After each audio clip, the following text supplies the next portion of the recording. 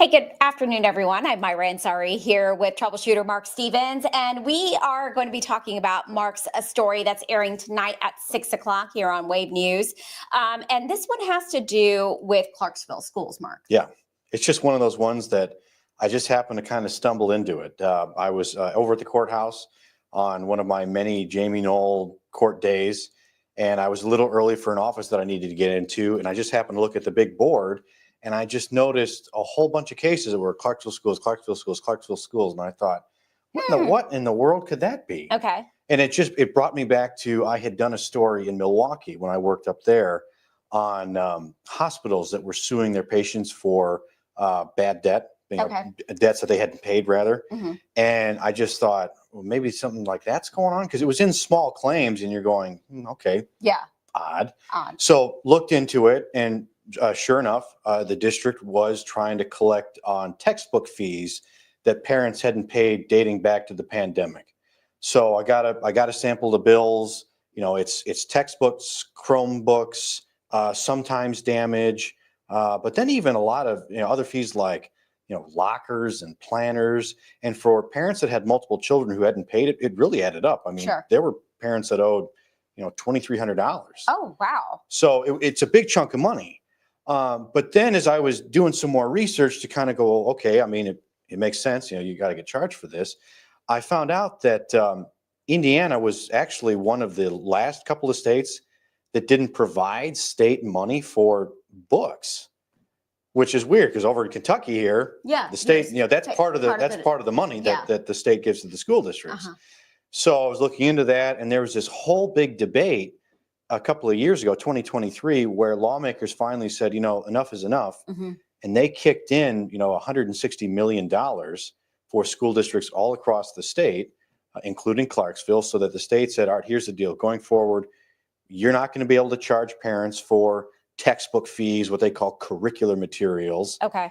But then, as the story finds out, they didn't have any sort of debate on, what about old bills prior to that?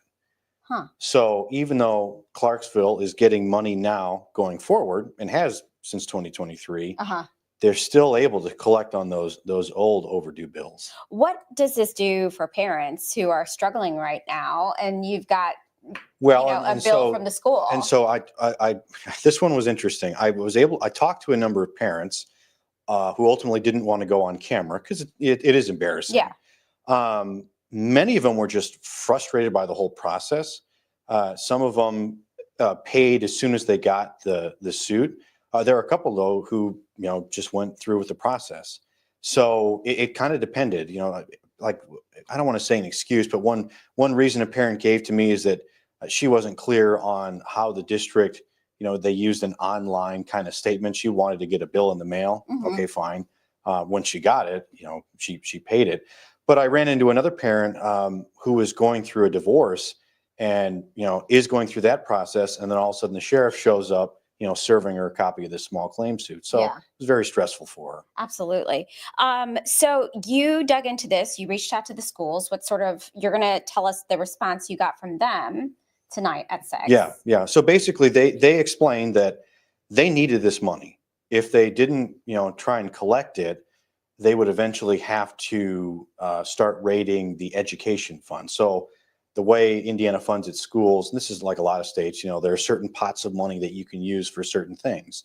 And so the superintendent explained that if we weren't trying to make sure that we were able to pay for these textbooks, eventually we would have to start taking money that's supposed to pay teachers and staff to plug that hole. Okay. So, I understand. It makes a lot of sense. Sure. But that was one of the things that the lawmaker I interviewed was still very frustrated by, seeing that these lawsuits were still happening, because he was saying, listen, we as state, we kicked in all this.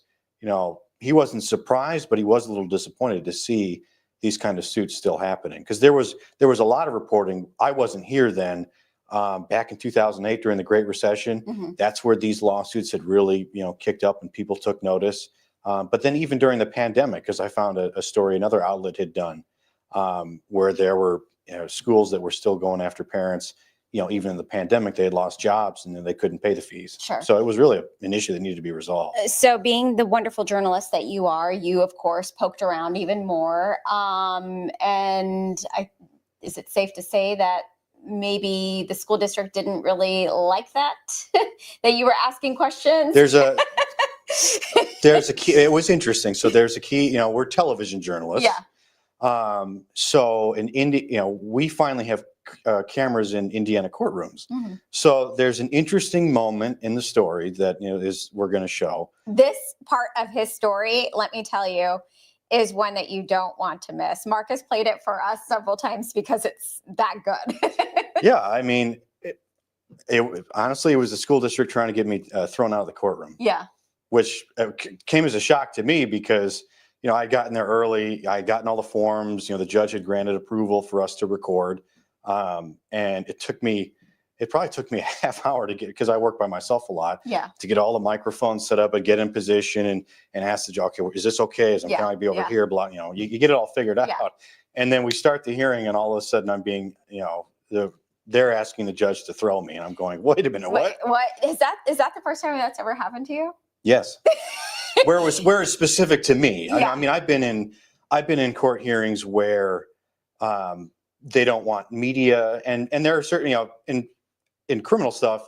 I mean, there's times where you're told, hey, this person objects. We're going to agree. Like we've all agreed you can't show this witness. You can't show jurors. Stuff like that. We expect some of that. 100%. There's a ton of rules in court. Exactly. But in small claims court, this isn't really sensitive stuff. It's it's small dollar lawsuits. Yeah.